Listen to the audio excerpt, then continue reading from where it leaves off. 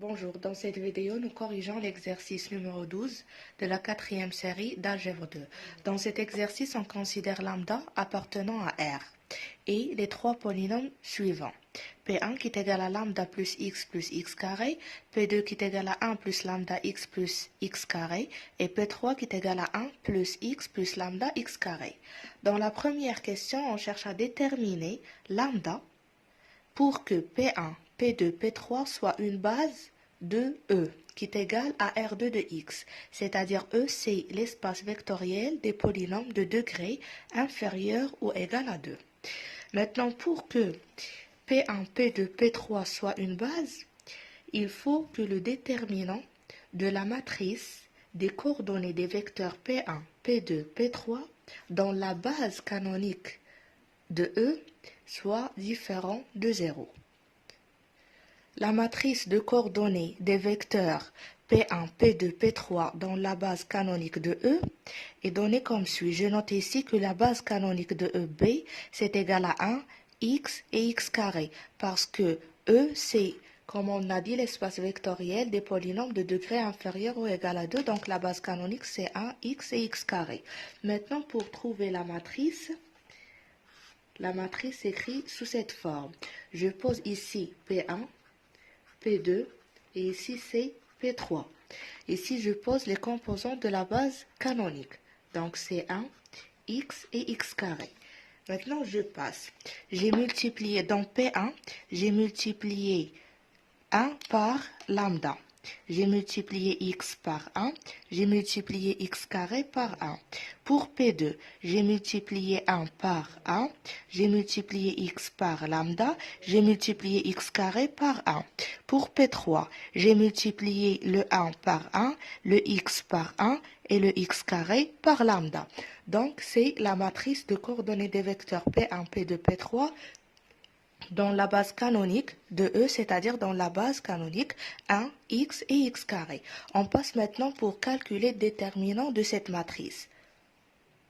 Pour calculer le déterminant, on fait ici la première colonne plus la deuxième colonne plus la troisième colonne.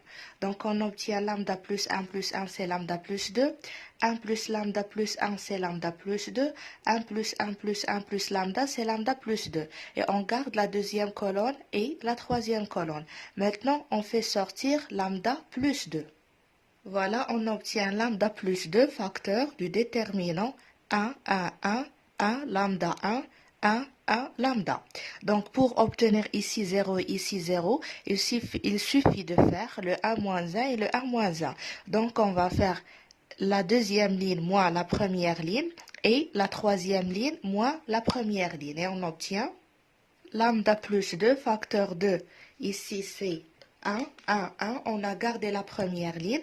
Pour la deuxième ligne, on a fait deuxième ligne moins la première ligne. Donc le 1 moins 1, 0. Ici, lambda moins 1, ici 0. Et pour la troisième ligne, on a fait troisième ligne moins la première ligne.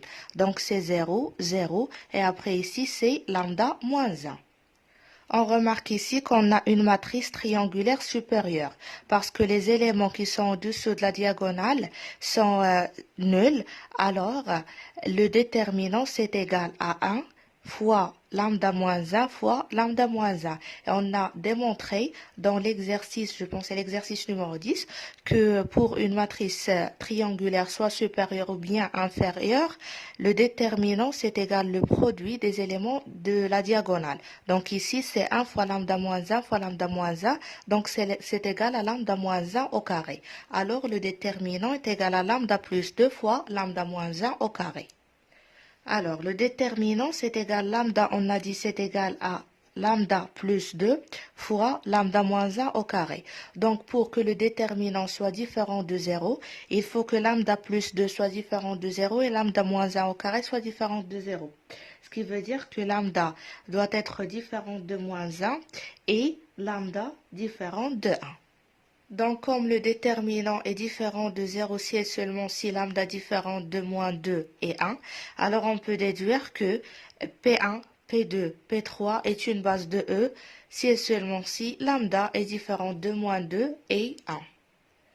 Dans la deuxième question, on cherche à trouver les coordonnées du polynôme P qui est égal à A0, A1, x plus A2, x carré dans la base C, dans la situation où C, qui est égal à P1, P2, P3, est une base de E, c'est-à-dire dans la situation où lambda est différente de -2 et de 1. On note que la matrice des coordonnées du polynôme P dans la base C est donnée par la relation suivante. V, c'est la matrice des coordonnées. V, c'est égal à P-1 fois U. Avec P-1, c'est l'inverse de la matrice de passage de la base B à la base C. Et U, c'est la matrice des coordonnées du polynôme P, mais dans la base canonique, c'est-à-dire dans la base qu'on a notée par B.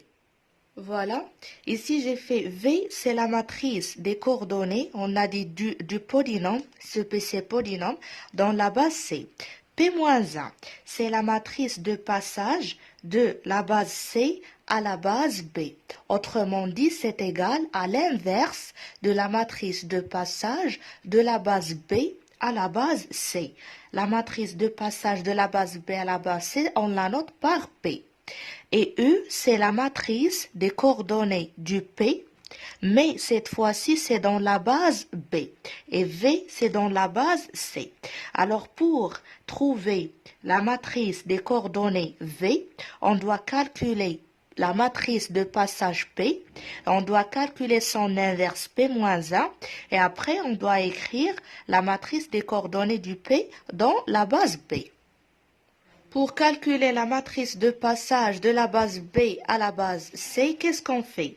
On pose ici les coordonnées de la base B, c'est-à-dire 1, x et x carré. Et ici, on pose P, les coordonnées de la base C, c'est-à-dire P1, P2 et P3. Et on remplit. Dans P1, on a multiplié 1 par lambda. On a multiplié x par 1, on a multiplié x carré par 1. Dans P2, on a multiplié 1 par 1, on a multiplié x par lambda, x carré par 1. Dans P3, on a multiplié 1 par 1, x par 1 et lambda, x carré par lambda. Donc voilà la matrice de passage de la base B à la base C. Maintenant, pour trouver P-1, il faut calculer l'inverse. On va calculer l'inverse en utilisant le 1 sur déterminant multiplié par transposé de la comatrice. On a la relation suivante, P-1, c'est égal transposé de la comatrice de P sur déterminant de P. D'après la première question, si P est une base, alors déterminant, si C est une base, alors déterminant de P, c'est égal à lambda plus 2 multiplié par lambda moins 1 au carré. Je note ici que P, ici, c'est la matrice de passage, c'est pas le polynôme, d'accord?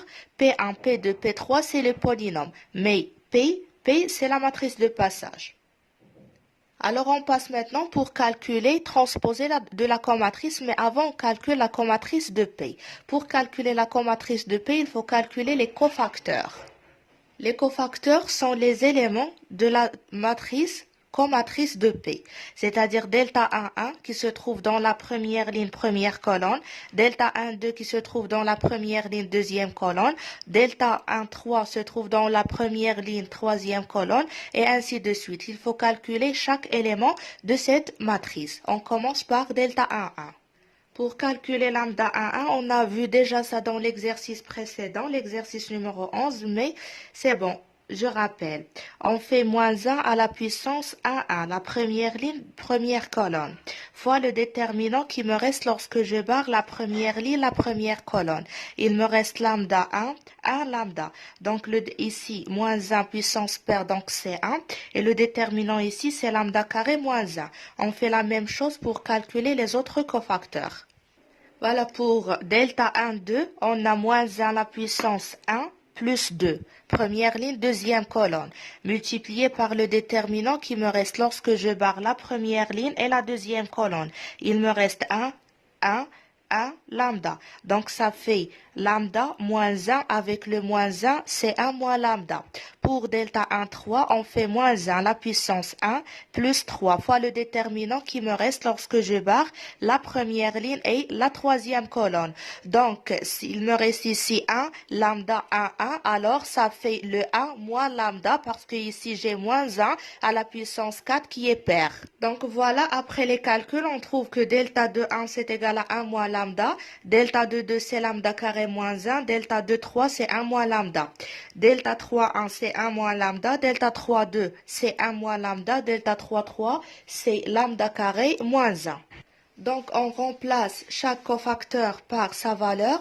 On obtient que la comatrice de P, c'est égal à lambda carré moins 1, 1 moins lambda, 1 moins lambda, 1 moins lambda, lambda carré moins 1, 1 moins lambda, 1 moins lambda, 1 moins lambda, lambda carré moins 1. Donc, on passe maintenant pour calculer transposé de la comatrice de P. C'est-à-dire que la première ligne devient la première colonne, la deuxième ligne devient la deuxième colonne et la troisième ligne devient la troisième colonne. On peut remarquer que transposé de la comatrice de P, c'est égal à la comatrice de P. Donc, P-1, c'est égal à 1 sur déterminant de P, c'est-à-dire que 1 sur lambda plus 2 fois lambda moins 1 carré, fois transposé de la comatrice, c'est-à-dire fois cette matrice. Après simplification et calcul, on obtient que P-1, c'est égal à cette matrice. Pourquoi? Parce que ici, on peut simplifier par lambda moins 1. Ici, j'ai lambda carré moins 1, donc c'est lambda moins 1 fois lambda plus 1. Si je simplifie, il me reste lambda plus 1. Ici, si je simplifie avec lambda moins 1, il me reste moins 1, et ainsi de suite dans les autres éléments. On passe maintenant pour calculer U. On a calculé P-1, il nous reste de calculer U. On a dit que U, c'est la matrice des coordonnées du polynôme P, A0 plus A1x plus A2x carré, mais dans la base B.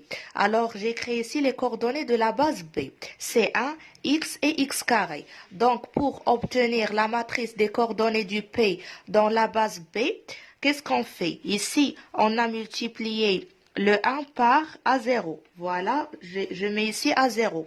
On a multiplié x par A1. Je pose ici A1. Et on a multiplié x carré par A2. Donc, je pose ici A2. Voilà la matrice U, la matrice des coordonnées du P dans la base B.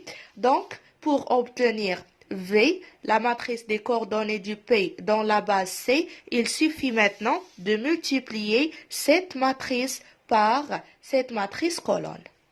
Note ici que la matrice P-1 est une matrice de 3 lignes, 3 colonnes. La matrice U est une matrice de 3 lignes et une seule colonne. Donc, le produit est bien défini et la matrice résultat, la matrice V, ça sera une matrice qui a 3 lignes et une seule colonne. Voilà pourquoi on a 3 lignes et une seule colonne. Pour obtenir la première composante, on fait la première ligne avec cette colonne, c'est-à-dire ce terme fois A0, celui-là fois A1, plus celui-là fois A2.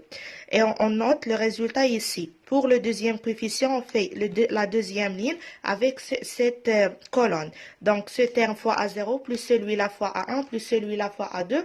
Et on met le résultat ici. Et de même, pour le dernier terme, c'est la dernière ligne avec cette colonne. Et comme ça, on obtient la matrice des coordonnées du P dans la base C.